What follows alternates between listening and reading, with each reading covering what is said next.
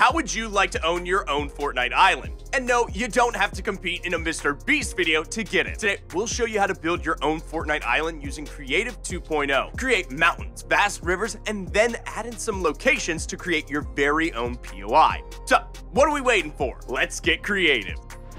So, let's start right at the beginning. Open UEFN on Epic and apply any of the updates you haven't already downloaded, and then start a new project.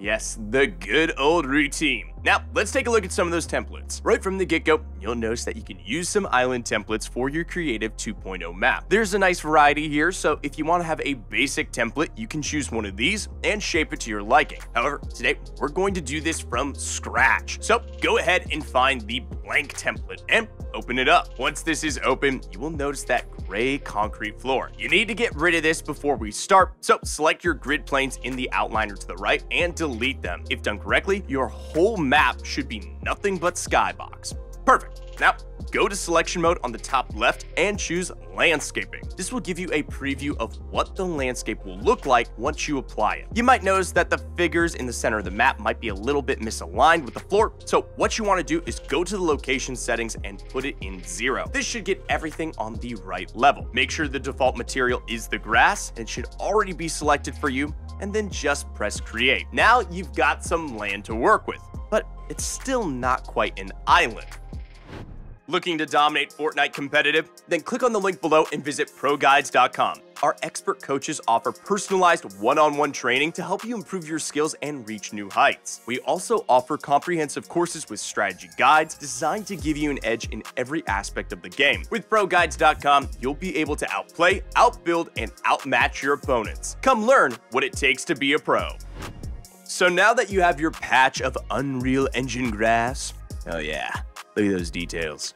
Yep, we need to surround it by water. So go back to selection mode again and hit up your content drawer. Hit the Fortnite folder and then find the environment folder, followed by a folder that says water. Opening this will show you all the different types of water tools you can use to create rivers, lakes, and oceans. Drag and drop the ocean file into the map and wait a few moments. You'll see the land start to take shape, and in a few seconds, water will fill the deeper ends and you now have your island. When the new island forms, you're going to notice a few little white dots all across the edges. You can use these spots to reshape the island. You can make it bigger, create curves, and even shrink it if you want to. Think of it as playing with clay, and you're the sculptor. If you want to really change the shape of the new island, you can also hold down the Alt key while moving these points around. This will also allow you to change the shape instead of sticking with the oval. So, take a moment to play around with your island before we move on to the next step. Keep in mind, the more stuff you want to put in your map, the larger your island will need to be. So, try to have an idea in mind before you settle on a size, or you might have to repeat a few steps to get back on track later. Do you have the game knowledge of a pro? Let's find out. Which of these items is not a forged item? No cheating. Later, we'll show you the answer and see if you got it right. Might be trickier than you think. Now that you got your shape, you probably want to start creating a POI. Hold your horses though. Your island is looking a little barren. Let's add some mountains to make it more dynamic before we get to the juicy stuff. Go back to landscaping mode and select sculpt. This should open up a bunch of different tools you can use to really shape the island the way you want to. We'll show you a bit more of this later, but for now, let's just stick with sculpt. When doing mountains, you're gonna see two settings, the brush and the fall off. You can see these two settings at work when you wave your mouse over the island. The inner circle is your brush, so if you're placing a mountain, this is where the mountain will reach its highest point. Meanwhile, the fall off is the space where the mountain begins to turn back into a normal flat land. You can adjust this on the left by modifying the numbers next to each category. So if you want the brush to be bigger, you can make it larger and your mountains will be thicker. You can also adjust the brush strength to create mountains faster while brushing. Now that we have a mountain, let's check out the rest of the tools. Next to sculpt, you will see the erase tool. This does exactly what it says. It just erases anything you don't want. Smoothen will help you make your mountains look less edgy, and this is a neat way to create hills on your island. Flatten can be used to create plateaus. That's your mountain with a flat top. Great for sniper positions or even placing a few chests and maybe even a building. The ramps tool will make it easier for you to create a nice elevation from point A to point B. The brush tool can be a little uneven if you want to create a clear path up. Instead, use the ramp tool to place point A at the lowest point and point B at an elevated point. Now click add ramp and it should automatically place a natural ramp on the map without having to do it manually. Another thing you should probably do to make your island more official is rim the edges of the map with sand. That way you can have some nice sandy beaches. Go to landscaping and find the paint option. You should now see a bunch of different layers. You can see what each texture is based on, how it looks, so find the one that looks like sand. Click on it and then go over to your map and start brushing it around like paint. Sand is great for when you want to create the beaches, but you can also use this for sand dunes. Make sure to paint on all the land when making a beach line, even the patches of grass inside the ocean.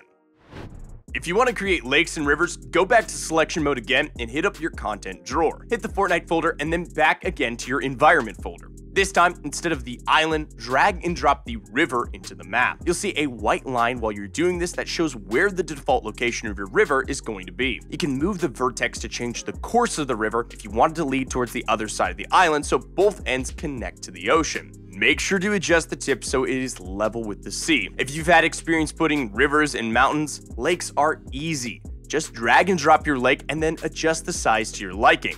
Now, here's a cool tip. If you open up the mountain tool again, you'll see that you can brush all over the surface of your island with your mountains, and it will actually align perfectly with the bodies of water. So you can make your own lazy lagoon without overlapping.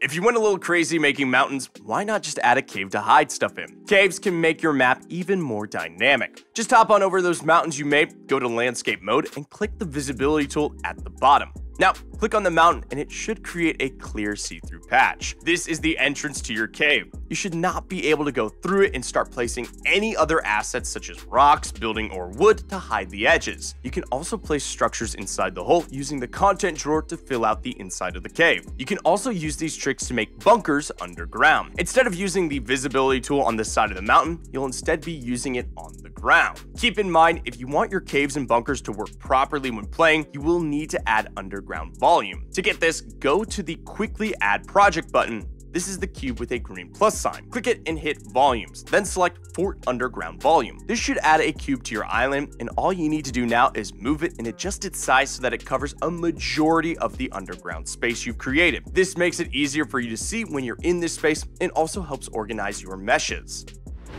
Don't forget to click on that link below and find out how you can become a pro with ProGuides.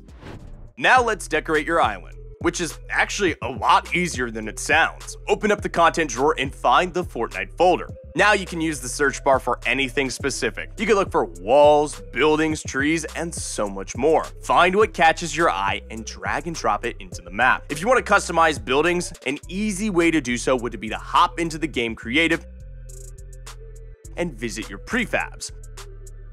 Then you can just place them anywhere on the map as a template. Doing this gives you easy access to all the parts that belong to the building, such as windows, doors, floors, and walls. Now you can just select the pieces in-game and place as many of them wherever you want to make unique creations.